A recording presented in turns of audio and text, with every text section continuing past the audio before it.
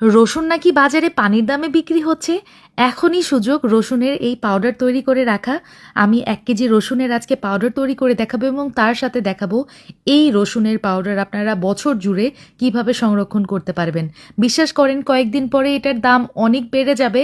তো এখনই সঠিক সময় রসুনের পাউডার তৈরি করে রাখা। আর সামনে তো রমজান মাস আসছে, বিভিন্ন স্ন্যাক্স তৈরিতে chicken fry, chicken cutlet, fried rice, chowmein, বিভিন্ন ইয়ামি কাবাবস, বার্গার সব কিছু তৈরিতে এই রসুনের পাউডার ব্যবহার করা হয়। আমরা রেগুলার রান্নাতেও আমি রসুনের পাউডার ব্যবহার করে থাকি। প্রথমেই আপনাকে যেটা করতে হবে, রসুনের ওপরের খোসাটা পরিষ্কার করে ছিলে নিতে হবে। তারপরে ছুরির সাহায্যে এভাবে কেটে নেবেন। আর ওপরে যেই মাথার অংশটা থাকে, শক্ত মাথার অংশ, সেটা ফেলে দিলে বেস্ট। তো ওপর থেকে এই যে দেখতে পাচ্ছেন আমি এভাবে সুন্দর করে কেটে নিয়েছি। আপনারা চাইলে এই কাজটা কিন্তু বটিতেও করে নিতে পারেন। তো সেমভাবেই বটিতে যেভাবে করতে হবে ছুরিতেও তাই, তবে যে যেটাতে ইউজ টু সে সেটা ইউজ করতে পারেন, বটি অথবা ছুরি।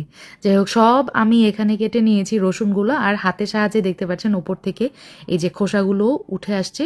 তাও যদি না আসে এভাবে একটু ঝাড়া দিয়ে নেবেন, তাহলেই এক্সেস খোসাগুলো চলে যাবে। আর 2-1টা যে খোসা আছে এটা থাকলে কোনো প্রবলেম নাই, এমনিতে শুকানোর পরে সব ঠিক হয়ে যাবে। তো এভাবে আপনি ছিলে তারপর রসুনটা ধুয়ে নিতে পারেন, অথবা আস্ত অবস্থাতেই রসুনটা পানি দিয়ে সুন্দর করে ধুয়ে, কেটে নেওয়ার পর, ছিলে নেওয়ার পর রসুনটা ধুয়ে তারপরে এভাবে ছুরি দিয়ে কেটে নিতে পারেন। 2 পদ্ধতিতেই আপনাদেরকে দেখিয়ে দিলাম। সম্পূর্ণই আপনাদের ইচ্ছা কিভাবে আপনারা করবেন। তবে পার্সোনালি আমার ওপিনিয়ন যদি চান, সেক্ষেত্রে রসুন আস্ত রসুন ধুয়ে তারপরে কেটে নিলে বেস্ট। এখন আমি সবগুলো রসুন সুন্দর করে বড় একটা পাত্রের মধ্যে ছড়িয়ে নিয়েছি। এখানে 1 কেজি পরিমাণ রসুন আছে। একদম কড়া রোদে আমি রসুনটা শুকিয়ে নিয়েছি 2 থেকে 3 দিন মতো। তো দেখতেই পাচ্ছেন রসুনটা একদমই ঝুরঝুরে আর মুচমুচে হয়ে গেছে। আর আমাদের এলাকার ভাষায় যদি বলি, গ্রামের ভাষায়, একদম কড়কড়া করে শুকায় নিতে হবে। ভালো মতো শুকায় না নিলে এটা কিন্তু ব্লেন্ড করে গুঁড়া করার পর বেশি দিন সংরক্ষণ করা যাবে না। সব রসুন আমি ব্লেন্ডার জারে ব্লেন্ড করে একটা সাইডে রেখে দিচ্ছি। আর এই দিকে দেখতে পাচ্ছেন একটা তাওয়াতে আমি নিয়েছি 1 টেবিল চামচ পরিমাণ এই যে লবণ। লবণটা যেটা করব, চুলার জালে আমি ভেজে নিব।